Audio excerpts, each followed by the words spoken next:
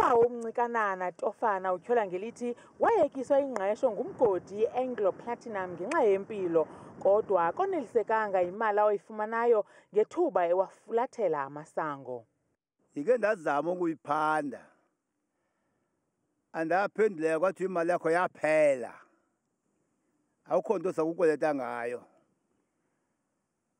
Ndawuhamba ndawutsho nasezibhedlela.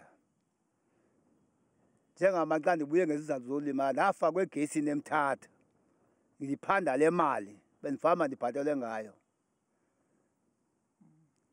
Kwatsho kwaphela ke kunanamhlanje ndincamile, ndancama ndehlala. Abo bantu ke bafika babe yingxaki apha, ingakumbi aba bagugileyo naba bakhubazekileyo ngokweemeko zasemsebenzini, kuba ufika umntu egugile engenako ukuzenzela, omnye afike elimele ekhubazekile engenako ukuzenzela.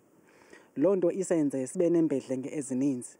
Emva kokuthwaxwa liphango iminyaka eliqela, inkampani enganyekanga nzuzo iThe Equality Collective ezinze ibulungula kwaseXhorha esebenzisana neenkampani zeinshorensi nezemigodi ingenelele ngelinceda abantu abafana noBawo Tofana. Siyakwazi ukuzifumana ii-emails, mhlawumbi kusithiwa masifune ezo documents zithile.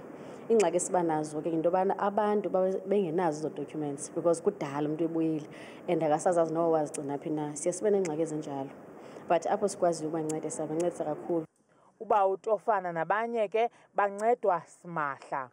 Kwiindaba zethu kuChannel 163 oziphathelwa yiNewsroom Africa, ndinguNtsiki Noyiya kwaChezi eXhorha.